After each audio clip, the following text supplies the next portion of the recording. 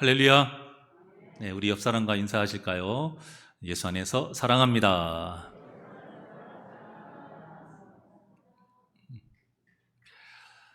2022년 12월에 제가 보고 싶었던 영화가 개봉을 했는데 보지는 못했습니다. 영웅이라는 영화 혹시 보셨나요? 다 영화에는 별로 관심이 없으신가 본데, 이 영웅이 뭐냐면 안중근 의사에 관련된 영화예요. 제가 중고등학교 역사 시간에 일제강점기 때 그 많은 애국지사들의 이야기를 들었거든요. 그런데 저는 그 중에서 가장 이 안중근 의사가 기억에 남아요. 특히 우리 역사 선생님이 드라마틱하게 설명을 잘 하세요. 이야기꾼이라고 하잖아요. 뭐 같은 이야기라도 참 맛깔나게 잘 하시는 분이었어요. 이때 상황을 설명을 쫙 해주시는데, 이제 하얼빈 역에서 이토 히로부미를 총으로 쏘잖아요. 총으로 쏘고 죽였을 때 옆에 있던 이제 경관들이 그 붙잡잖아요. 총을 빼앗고 체포를 하는 과정에서 안중근 의사가 굉장히 강렬하게 외치는 단어가 있었어요. 꼬레아우라라는 거예요. 꼬레아우라. 이걸 아주 소리 높여서 외쳤습니다. 이게 대한제국 만세라는 뜻이에요. 거기에 있는 사람들에게 다 들을 수 있도록 내가 왜 총을 쐈는지, 내가 왜 저 일본 이토 히로부미를 쏠 수밖에 없었는지 만천하에 거기 있는 사람들이 알아들을 수 있도록 이야기한 거예요. 꼬레아우라. 역사 선생님한테 제가 이 이야기를 들었을 때 정말 제가 전율이 흐를 정도였어요. 그게 굉장히 인상에 깊게 남았나 봐요. 나라를 얼마나 사랑했으면 저런 상황에서 어떻게 저렇게 담대하게 저 말을 외칠 수 있을까? 분명히 그도 사람이잖아요. 사람이니까 죽음이 두려울 텐데. 또 한 어미의 아들이고 한 여인의 남편이고 또 아이들의 아버지인데 그 가족들이 생각이 안 났겠습니까?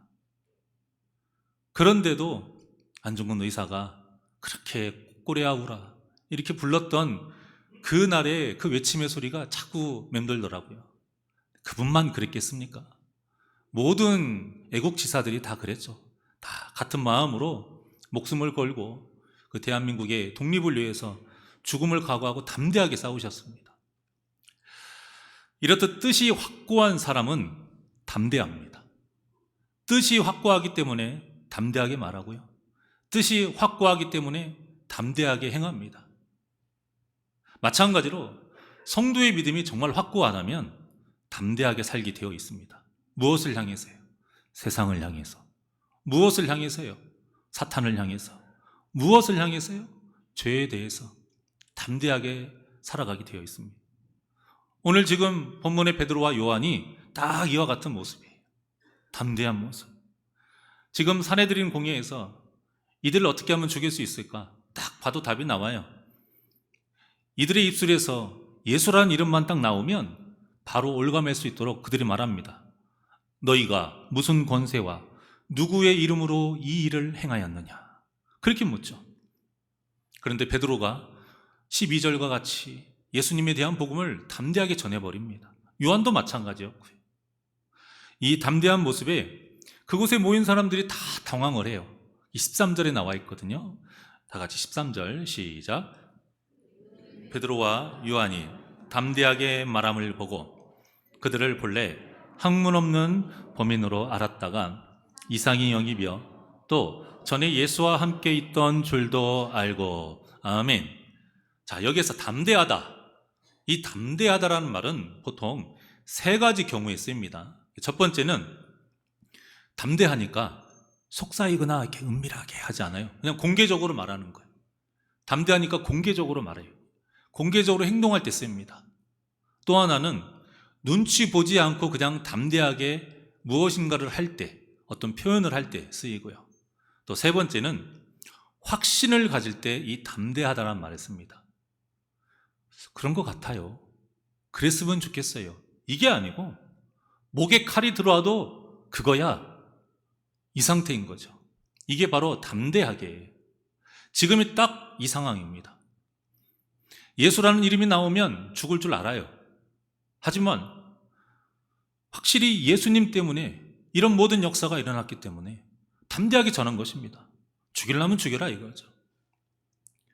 산헤드린 공회에 참석한 사람들은 이 베드로의 말, 요한의 말을 듣고 깜짝 놀랍니다. 이들이 자기가 지금까지 봤을 때는 학문이 없는 범인으로 알았는데 그게 아니에요. 이게 무슨 말이냐면 학문이 없는 범인, 무식한 사람 이런 뜻이 아닙니다. 범인이라는 것은 평범한 사람, 좀 안 좋게 말하면 보잘것없는 사람, 천한 사람을 뜻합니다. 그리고 학문이 없다라는 것은 못 배웠다라는 말이 아니고요. 우리가 흔히 예수님의 제자들을 무식한 어부 이렇게 말하는데 전혀 그렇지 않아요. 그들의 직업이 어부였을 뿐이고 비천한 직업이었을 뿐이지 못 배운 사람들 아닙니다. 베드로 같은 경우도 구약에 굉장히 능통했던 사람이에요. 오순절 성령의 역사를 받은 후에 그들이 설교를 할 때, 베드로가 설교를 할 때 그냥 예수님만 전한 게 아니에요. 구약의 내용들을 굉장히 풍부하게 인용을 해서 예수님과 연결을 해가지고 설교를 했습니다. 그리고 나중에 베드로가 환상을 보죠. 그리고 부정한 음식을 먹으라고 주님이 말씀하실 때 3번이나 거부합니다. 저는 어려서부터 이 음식 정결법을 지켰습니다. 이렇게 말을 해요. 그러니까 베드로는 바리새인이에요. 바리새인. 물론 하나님은 못 하시는 것이 없죠. 전능하신 분이세요. 무식한 사람도 갑자기 유식하게 하실 수 있고 전혀 모르는 외국어도 할 수 있게 하실 수 있죠. 하지만 하나님은 질서의 하나님이십니다. 그래서 성령을 받았다고 무조건 180도로 다 변화가 되고 엄청난 능력을 주시지는 않는 거예요. 그러니까 여기에서 학문이 없다라는 뜻은 무슨 뜻이냐면 간단히 말하면 프로가 아니다, 전문가가 아니다 이렇게 생각하시면 됩니다. 지금 보니까 이들은 그냥 평범한 일반 신앙인이에요. 그런데 말하는 걸 들어보니 목사보다 더 잘하는 거예요. 목사만큼 더 잘하고 또 그 산헤드린 공회에 있는 율법교사, 어떤 제사장들만큼 잘하는 거예요. 성경에 대해서 도통 틀린 말을 안 해요. 그 뜻입니다. 보통 목사가 되기 위해서는 신학대학원 과정을 밟죠. 그리고 강도사고시를 보고 목사고시를 통과를 해야 또 안수를 받고 목사가 됩니다. 그런데 베드로와 요한은 지금 이런 과정도 안 밟으면서 뭘 얼마나 아느냐, 얼마나 아는 척 하느냐, 그렇게 하기에는 이들의 말이 틀린 말이 없는 거예요. 또 가장 중요한 게 뭐냐면 그들 옆에 그 성전 미문에서 40년이 넘도록 못 걷고 앉아서 구걸을 했던 그 사람이 딱 나은 자세로 옆에 딱 서 있는 겁니다. 그러니까 어떻게 할 수가 없는 겁니다. 만인들이 다 보고 있고 베드로가 한 말이 전혀 틀린 말이 없고 증인까지 딱 있으니까 어떻게 할 수가 없는 거예요. 예나 지금이나 재판에서 가장 중요한 건 증거입니다. 그래서 과학이 발달되지 않았던 이 시대, 옛날에는 어떻게 증거를 증명할 길이 없잖아요. 그래서 사람이 증거였어요. 증인이 증거. 그런데 사람은 거짓말을 할 수가 있잖아요. 거짓말을 할 수 있으니까 증거가 되려면 2-3 사람이 있어야 됩니다. 그 2-3 사람이 말이 맞아야 돼요. 그래서 그때의 증거가 채택이 되는 거죠. 그렇지만 지금 같은 경우에는 걷게 된 자가 딱 증거로 있잖아요. 그러니까 재판에 참여한 모든 사람들이 또 이들을 봤잖아요. 일으킨 사람도 봤고 그 사람이 원래 못 걷는 사람이었던 걸 다 알아요. 그 재판에 참여한 사람들 자체가 다 증인이에요. 그러니까 어떻게 할 수가 없는 거죠. 그래서 고민 끝에 기껏 결정한 게 무엇입니까? 예수 이름으로 말하지도 말고 예수 이름으로 가르치지 말라 협박합니다. 협박밖에는 할 수가 없는 거예요. 협박을 하고 풀어주는데 이들의 협박에 베드로와 요한이 19절과 20절처럼 답변을 합니다. 다 같이 한 목소리로 시작. 베드로와 요한이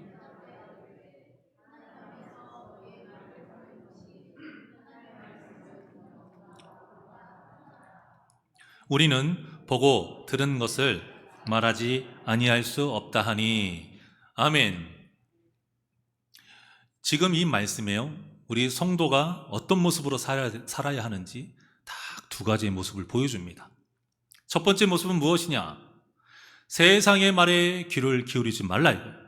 오직 하나님의 말씀에만 귀를 기울이는 삶. 지금 베드로와 요한이 그걸 말하고 있어요. 너희의 말을 듣는 것이 하나님의 말씀을 듣는 것보다 옳은가 판단하라.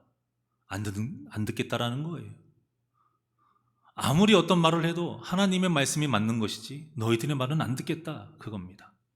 그런데 우리가 실제 살다 보면 세상의 말에 귀를 기울일 때 이득을 보는 경우가 있잖아요. 사람의 말에 귀를 기울일 때에 우리에게 더 좋은 일이 있을 때가 있잖아요. 학생들 같은 경우는 친구들의 그 말에 귀를 기울여야 주일에 놀러도 가고 또 같이 좋은 추억도 쌓으면서 학창시절에 참 즐겁게 보낼 수가 있어요. 그렇지 않고 예배를 나 드려야 돼, 친구들에게 말을 하면 우정이 상할까봐 고민하는 그 학생들 제가 상담한 적도 있습니다. 얼마나 친구 관계가 좋은지. 또 사회생활을 하게 되면 직장 상사의 눈에 들어야 회사 생활도 편하죠. 또 불이익을 받지도 않고 승진하는 데도 굉장히 도움이 되잖아요. 근데 다 주일날에 어디 놀러 가자, 산에 가자, 무화하자, 골프 치자. 그래서 주일에 예배를 드리지 못하게 합니다. 사업 같은 경우에도 그래요. 열심히 일해서만 되는 게 아니고 친목을 다져야 되니까 거래처 사람들하고 약속을 잡습니다. 그래서 또 주일에 예배를 드리지 못하는 경우가 많아요. 이것이 다 무엇입니까? 내 이익을 위해서 사람의 말에 귀를 기울이는 거예요. 하나님의 말씀에 귀를 기울이는 것이 아니고 사람의 말에 귀를 기울여요. 하나님의 눈치를 보지 않고 사람의 눈치를 보는 것이고, 하나님을 기쁘시게 하는 것이 아니고 사람을 기쁘게 하는 삶을 살게 되는 것입니다. 이것은 성도다운 모습이 아니에요. 바울이 말했습니다. 데살로니가전서 2장 4절의 말씀 다 같이 시작. 오직 하나님께 옳게 여기심을 입어 복음을 위탁받았으니 우리가 이와 같이 말함은 사람을 기쁘게 하려 함이 아니요 오직 우리 마음을 감찰하시는 하나님을 기쁘시게 하려 함이라. 아멘. 임마누엘의 하나님을 믿으십니까? 안 믿으시나 본데요. 아멘이 적습니다. 임마누엘 하나님 믿으십니까? 하나님이 우리 옆에서 뭐 하시겠어요? 이 말씀대로 감찰하고 계시는 거예요. 우리의 마음을 감찰하고 계시는 거예요. 뭔 생각을 하는지. 성도는 어떠한 경우라도 하나님을 기쁘시게 하는 선택을 해야 된다는 거예요. 그게 바로 성도의 삶인데, 그 선택이 비록 나에게 손해가 돼도, 그 선택을 함으로 인해서 내가 비난을 받고 내가 오해를 받아도 우리는 하나님을 기쁘시게 하는 그 선택, 성도로서 걸어가야 할 길을 걸어가야 합니다. 그렇지 않으면 교회가 가짜 교회가 되고요, 믿음도 가짜 믿음이 되고, 복음도 가짜 복음이 돼서 구원의 길을 걸어가는 게 아니고 멸망의 길을 걸어가게 되는 것입니다. 여러분, 지금 시대는 화합을 굉장히 중요시 여깁니다. 참 좋은 말이죠. 화합. 하나가 되는 것. 지구촌이라는 얘기는 몇십 년 전에 나왔고요. 그래서 사람들은 종교가 서로를 대적하지 않고 서로 친하게 지내기를 바랍니다. 서로 손잡고 또 좋은 사회를 만들어 가기를 바라요. 그리고 이것이 옳은 길이다, 이것이 바른 길이다, 이렇게 말들을 합니다. 그런데 사람들이 기독교를 향해서 비난을 해요. 뭐라고 하냐면 이 옳은 길을 못 가게 하는 게 교회 때문이라 이거예요. 기독교 때문에 종교가 하나가 되지 않고 이 사회가 시끄럽다, 이렇게 비난을 합니다. 그러면서 뭐라고 말을 하냐면, 아니 절에서는 12월 25일에는 예수님 탄생을 축하한다고 플랜카드도 넣고 트리도 장식하고 그리고 캐롤송도 틀립니다. 그런데 교회는 뭐 대단한 게 있다고 부처님 오신 날에 플랜카드 하나 안 거냐, 그렇게 비난을 해요. 그러면서 그 간단한 것을 못해서 왜 쫄보처럼 사느냐, 그렇게까지도 말하는 거 저를 기사를 통해서 읽었습니다. 여러분, 문제가 뭐냐면요, 예전에는 이런 말을 들어도 어느 누구 하나 꿈쩍도 안 했어요. 눈 하나 깜짝도 안 했어요. 듣지도 않아요. 그런데 지금은 듣고 보니 그렇네. 그거 한다고 해서 우리가 예수님 안 믿는 것도 아니고 이 정도쯤이야. 카톨릭은 전부터 이렇게 해와서 얼마나 사람들한테 이미지가 좋아. 근데 우리는 왜 비슷한 종교인데 왜 우리만 이렇게 뭐하러 욕먹을 짓을 하느냐. 성도들이 자꾸 이런 생각으로 변화가고 있습니다. 이런 생각으로 지금 동참하는 교회가 늘어나고 있어요. 부처님 오신 날에 플랜카드 걸어놓고. 정말 미치고 팔짝 뛸 노릇입니다. 아니, 다른 종교인들은 예수님을 모르니까요. 하나님의 말씀을 모르니까 기독교를 위해서 찬양을 틀든 플랜카드를 하든 그냥 냅두면 돼요. 그들은 그냥 그렇게 하면 돼요. 어차피 진리를 모르니까 그냥 상관 안 하면 됩니다. 그런데 우리는 진리를 알잖아요. 진리를 아는데 세상 눈치 보느라고 화합해야 된다는 그 말로 하나님께서 맡겨주신 그 양무리를 이끌어야 하는 목사가 나서서 세상 눈치 보고 그렇게 화합하는 장소에 참석하고 좋다고 같이 손잡고 손을 들고 무슨 기도를 했더니 세상에 뭔가 씨는 다 이야기하면서 결국에 아멘으로 끝나요. 기도문이 그렇게 해서 끝나요. 있을 수가 없는 일이에요. 이건. 절대 있어서도 안 되는 일이고요. 세상 사람들에게 왜 평화를 거부하고 화합을 하지 않느냐? 아무리 여러분 비난을 받아도 안 되는 건 안 되는 겁니다. 그러니까 여러분 정확하게 알아야 됩니다. 정확하게. 그리고 우리가 한편으로 생각을 해보십시오. 왜? 화합을 왜 꼭 그런 대로만 해야 돼요? 그렇게 서로를 인정해주고 축하해주는 게 화합입니까? 여러분, 일제강점기 때 모든 종교인들이 하나가 됐어요. 그런 때 하나 되면 돼요. 나라를 위해서 바른 어떤 소비 문화를 동참하자. 마약이나 안 좋은 이런 문화들을 어떻게든 퇴치하자. 지구를 보호하기 위해서 환경운동에 같이 동참하자. 얼마든지 여러분 화합할 수 있는 거 있습니다. 그런 거 하면 돼요. 굳이 옆에 가서 한 장소에서 손잡고 같이 예배도 아닌 이상한 예배 드리고 예배 드린다면서 어디서 살풀이춤 추고 그게 뭡니까? 그리고 제가 말씀드렸던 이런 것들이 오히려 이 세상에 더 실제적인 결과가 나와요. 더 좋은 결과가 나타납니다. 그런데 지금 어떻습니까? 화합이라는 명목 아래 지금 차별금지법 다 여기에 동참하고 있어요. 개인의 성적 취향 왜 존중하지 않냐고 교회를 비난합니다. 원수도 사랑하라고 그렇게 예수님이 가르쳤다는데 왜 다른 종교하고 친하게 지내지 않느냐요. 왜 동성애자들을 죄인 취급하느냐고 그렇게 비난합니다. 교묘하지 않나요? 여러분, 이 말 잘못 들으면 혹 가는 거예요. 넘어가는 거예요, 그냥. 원수 사랑하죠. 원수 사랑하는 것이 이방 종교를 인정하는 것이 아니에요, 여러분. 그리고 우리는 동성애자를 죄인 취급하지 않습니다. 동성애가 죄인이죠. 동성애가 죄인 거지 동성애자는 불쌍한 사람들이죠. 우리가 그들을 위해서 기도를 해야 되는 것이죠. 그들은 하나님의 말씀으로 자꾸 이상하게 엮어가요. 우리가 진리에 바로 서지 않으면, 정신 똑바로 차리지 않으면 여기에 그냥 넘어가는 겁니다, 여러분. 이 모든 것이 다 마귀의 장난질입니다.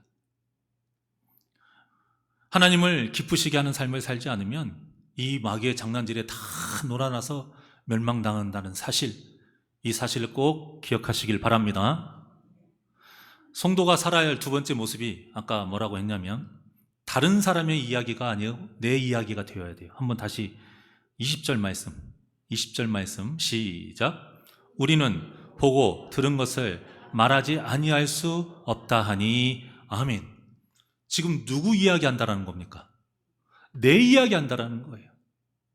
베드로와 요한이 다른 사람한테 들으니까 이러더라, 이 얘기를 한 게 아니에요. 성경이 이렇게 기록되어 있더라, 이 얘기가 아니고요. 내가 봤어. 내가 직접 들었고 내 눈으로 똑똑히 확인했어. 지금 그 말을 하는 겁니다. 그러니까 우리의 신앙생활은 다른 사람의 이야기가 아니고 나의 이야기가 있어야 돼요. 나의 이야기. 하나님을 만난 내 이야기. 예수님을 주인으로 삼은 내 이야기. 성령의 역사 가운데서 내가 할 수 없었던 걸 했던 내 이야기가 있어야 돼요. 사랑의 교회를 시작으로 한국교회에 참 좋은 풍조가 생겨났죠. 그게 뭐죠? 제자훈련. 제자훈련이 시작이 돼서 전국적으로 굉장히 유행합니다. 해외까지 그 제자훈련이 펼쳐졌다는 이야기도 들었는데요. 예수님의 제자답게 살고자 말씀을 배우고 훈련하는 거 참 좋은 일입니다. 귀한 일이죠. 그런데 이 제자훈련을 아무리 많이 해도요, 성경에 대한 지식을 아무리 많이 쌓아도 내가 만난 예수님이 없으면 힘이 없는 거예요. 내가 만난 예수님이 없으면 제자훈련 몇 년 하고 전도를 해도 능력이 없는 거예요, 여러분. 그냥 힘이 없는 게 아니고 오히려 독이 되기도 해요. 독이 돼서 교회를 공격하는 경우도 있습니다. 그렇다고 오해는 하지 마십시오. 제가 제자훈련을 지금 비난하는 게 아니에요. 좋은 거예요. 정말 좋은 프로그램인데 이와 비슷한 노력들 반드시 다른 교회에서도 해야 돼요. 우리 교회에서도 하려고 하고 있고. 하지만 아무리 좋은 프로그램이라 해도 내가 예수님을 인격적으로 만나지 못하면 본래의 그 취지의 그 결과가 절대 나타나지 않는다라는 겁니다. 제가 선배 목사님께 들은 이야기예요. 그 선배 목사님이 굉장히 친한 목사님이 서울에서 목회를 하시는데 교세가 그렇게 크지 않았어요. 성도님들이 이렇게 많지 않았는데 그 제자훈련을 열심히 하다 보니까 점점 교회가 성장을 하더랍니다. 성도님들도 많아지고 성경 지식도 성도님들이 많이 알아가게 되는 거예요. 그래서 그 소식을 우리 선배 목사님이 듣고는 친구니까 너무 기분이 좋아서 축하 인사를 하려고 전화를 했답니다. 근데 전화해서 누구 목사, 나 좋은 소식 들었어. 왜 나한테 이야기 안 해? 나도 이렇게 기분이 좋은데 정말 축하해 하고 건넸더니 한다는 말씀이 말은 없고 한숨만 푹 쉬더래요. 그래서 왜 그러냐 물었더니 하시는 말씀이 제자훈련에 열심히 임했던 그 부류가 있대요, 사람들이. 근데 그들이 어느 순간 자기의 설교를 비판하는 가시가 됐더래요.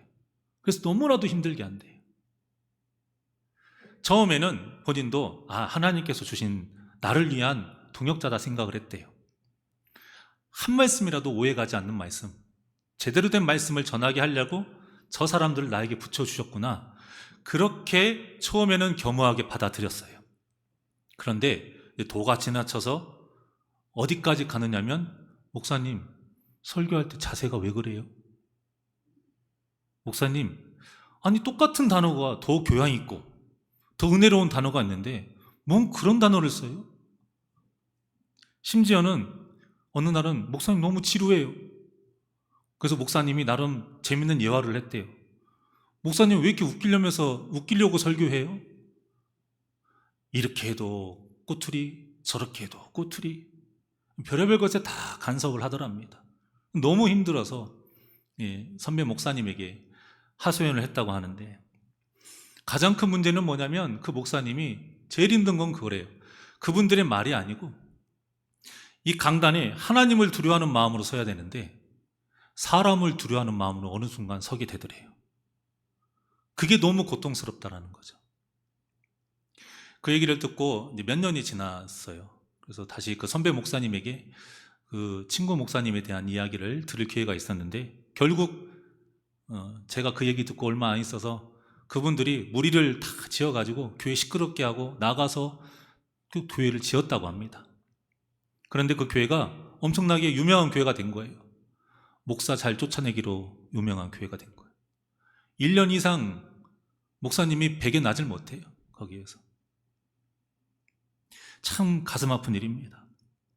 그런데 이런 비슷한 현상이 정도의 차이만 있을 뿐이지 지금 우리 교회에 점점 많아지고 있어요. 하나님의 말씀을 다 알고 있으니까 뭐라고 하냐면 저 말씀 잘 알아요. 그러니까 예배 때는 제발 성도의 마음을 좀 위로해주고 좀 기분 좋게 하는 메시지, 복 받아라, 하나님이 얼마나 사랑하시느냐, 힘내라, 좀 이런 메시지 해달라 하는 요구는 이미 10년 전부터 자연스럽게 요구하는 시대가 됐고요. 또 일주일 동안 뭐라고 하냐면 세상에서 너무 힘들게 살았는데, 그렇게 해서 마음이 상해서 교회에 왔는데 또 교회에서까지 그렇게 하면 구원받지 못한다, 외식하지 말라, 죄짓지 말라, 왜 이런 말로 자꾸 마음을 부담스럽게 하냐고, 제발 그런 소리가 안 하면 안 되겠냐고 또 그렇게도 부탁을 한답니다. 여러분, 한국 교회에서 점점 죄와 지옥에 대한 설교가 사라지고 있습니다. 강단에서 죄와 지옥에 대한 설교가 사라지면 결국 누구 손해이겠습니까? 여러분들 손해, 여러분들 손해. 영혼이 병들어 갑니다, 여러분. 병에는 맞는 시술이 있고요, 또 맞는 약이 있어요. 그 약 처방을 제대로 받아야 돼요. 수술해야 되는 병을 받기 싫다고 여러분 그냥 주사 놔주세요, 말이 됩니까? 하루에 3번 먹어야 하는 약을 먹기 싫다고 1번 먹는 걸로 되면 안 되는, 있을 수가 없는 일이죠. 지금 이와 같은 말을 하는 거예요. 이런 일들이 생기는 결정적인 이유가 무엇이냐? 바로 예수님을 인격적으로 만나지 못했기 때문이에요. 모두 성경을 통해서만 예수님을 알고 다른 사람의 입을 통해서만 예수님을 알기 때문에 이런 일이 벌어지는 것입니다. 그러니까 조금만 힘든 일이 생기고 손해보는 일이 생기면 어떻게 되겠습니까? 예수님 증거 안 해요. 저는 예수님 때문에 주일에는 일 못해요. 저는 예수님 때문에 같이 놀러 못 가요. 이런 말이 안 나오는 거예요. 직장의 부장님이 이번 주에 같이 산 좀 타지? 그 말 한마디에 어떤 말이 있는지 아니까 그냥 그 말에 따르는 거예요. 내가 예수님을 만난 적이 없으니까 이 모든 손해를 감수할 만한 믿음이 없는 것입니다.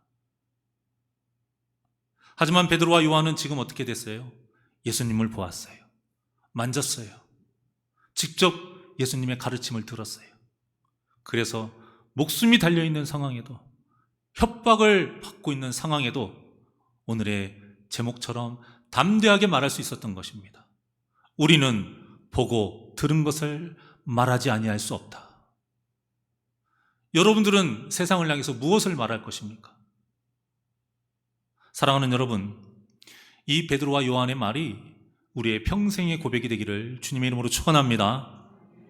전도할 때 여러분들 어떤 걸 말씀하실 거예요? 전도할 때 저는 왜 어떻게 어느 순간 그런 게 있는지 모르겠는데 전도 세미나라는 걸 굉장히 많이 했었거든요, 사역할 때. 그런데 전도 세미나 오시는 분들이 대부분 뭐라고 가르치시냐면 꼭 그것만이 다는 아닌데 빠뜨리지 않는 것. 우리 목사님 얼마나 좋은지 몰라. 우리 목사님 잘생겼다. 목사님에 대해서 좋은 말씀을 하라고 꼭 가르치더라고요. 틀린 건 잘못된 건 아니지만, 그런데 진짜 전도의 힘은 무엇일까요? 내가 만난 주님을 증거하면 돼요. 내가 하나님 만나서 이런 일이 있었어요. 내가 주님 만나서 이런 일이 있었어요. 얼마나 기쁜지 몰라요. 얼마나 좋은지 몰라요. 이거 전하면 되는 거죠.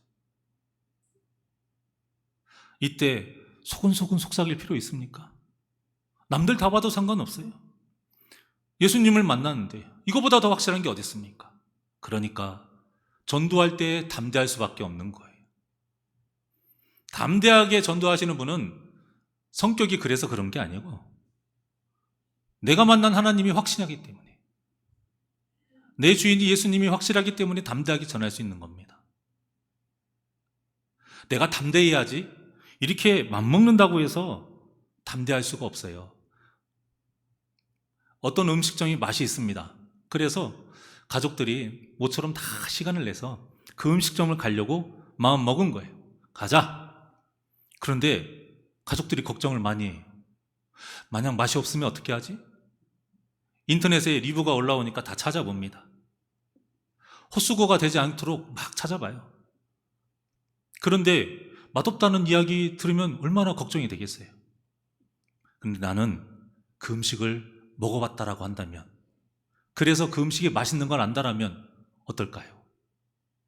내 가족들이 아무리 인터넷에서 맛없다고 해, 괜히 갔다고 해, 이런 말을 들어도 당당하게 말할 수 있는 거예요. 맛있어. 내가 먹어봤거든.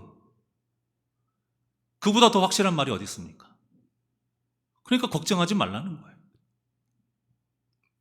여러분, 답을 알고 있는 사람은 무서울 게 없어요. 답을 알고 있는 것 자체가 능력이거든요. 아무리 세상이 아니라고 하고 사람들이 나를 틀렸다라고 해도, 너 계속 그러면 내가 가만 안 둘 거야? 협박을 해도 아무렇지 않아요. 나는 답을 알고 있거든요. 마귀가 핍박해도 아무렇지 않아요. 나는 이미 예수님을 만나서 답을 알아버렸기 때문에 담대하게 말할 수 있는 겁니다. 이처럼 마귀는 내 육신의 생명을 취할 수는 있어도 내 영혼은 절대 취할 수가 없어요. 담대하십시오. 내가 만난 하나님을 담대히 증거하시고, 내가 만난 그 예수님을 끝까지 목숨을 걸고 지키십시오. 마귀가 결코 우리를 해할 수가 없음을 믿으시길 바랍니다. 여러분, 내 친구들과 가족들을 전도할 때 무엇을 보여주시려고 하십니까? 어떻게 깨끗하게 치료받은 몸? 이것도 좋죠. 대학 합격증? 점점 잔고가 불어나는 어떤 통장? 여러분, 이런 것들로는 복음이 전해지지 않아요. 내가 예수님 만나서 이렇게 변했다. 이것이 가장 효과가 좋습니다. 이것이 가장 확실한 복음의 증거니까요. 예수님께서 우리에게 땅끝까지 이르러 예수님의 증인이 되라고 말씀을 하셨어요. 그 뜻이 무엇인지 우리가 알아야 돼요. 예수 믿으세요. 이것이 증인이 아니에요. 내 이름을 전하라. 이게 아니고 뭐라고 했습니까? 내 증인이 되어라. 그거죠. 증인이 되려면 만나야죠. 예수님을 만나야죠. 그리고 만났으면 예수님의 모습이 나에게 있어야죠. 그러니까 만나서 변해야죠. 이 증인의 모습이 지금 오늘 본문의 베드로와 요한의 모습인 겁니다. 사람들도 인정하잖아요. 인정할 수밖에 없잖아요.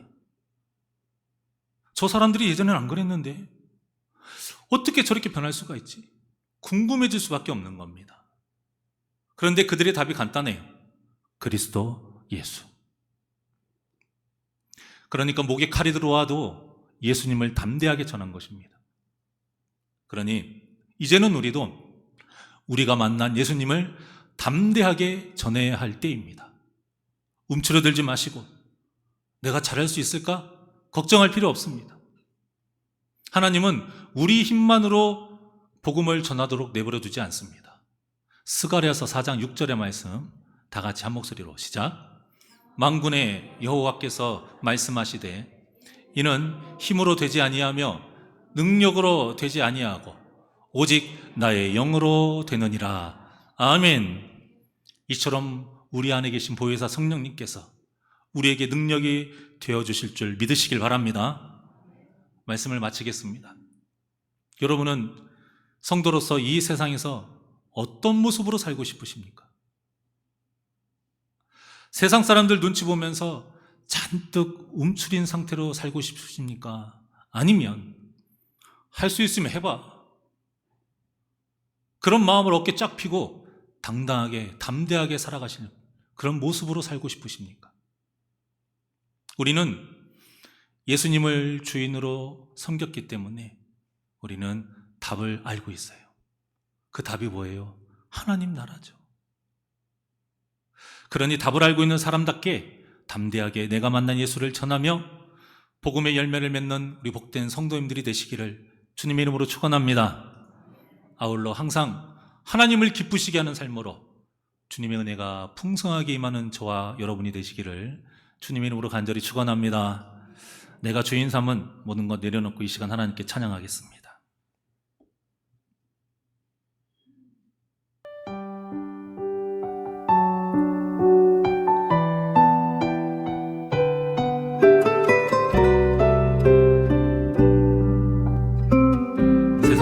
마시고 담대하게 내가 주인 삼은 거 다 내려놓고 예수님만 주인 삼읍시다. 내가 주인 삼은 모든 것 내려놓고 내 죄 대신 주 앞에 나가 내가 사랑했던 모든 것 내려놓고 주님만 사랑해. 내가 주인 삼은 모든 것 내려놓고 내 주 대신 주 앞에 나가 내가 사랑했던 모든 것 내려놓고 주님만 사랑해. 주 사랑 거친 풍랑에도 깊은 바다처럼 나를 잠잠케 해. 주 사랑 내 영혼의 반석 그 사랑 위에 서리. 오직 주님만이 우리의 주인 되십니다. 우리 두 손을 가슴에 얹고 세상의 헛된 것 다 내려놓읍시다. 내가 주인 삼은 내가 주인 삼은 모든 것 내려놓고 내 죄 대신 주 앞에 나가 내가 사랑했던 모든 것 내려놓고 주님만 사랑해. 주 사랑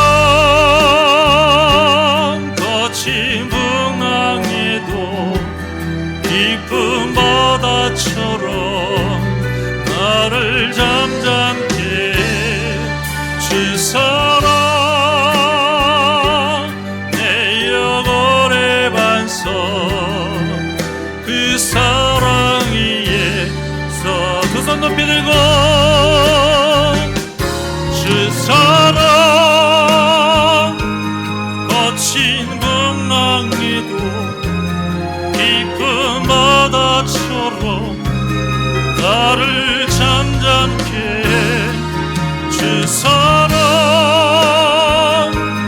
내 영혼의 완성 그 사랑 위에 서리.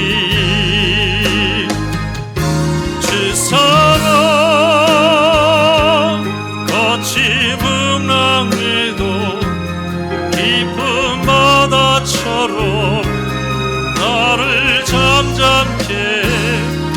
주 사랑 내 영혼의 완성 그 사랑 위에 서리. 그 사랑 위에 서리. 그 사랑 위에 서리.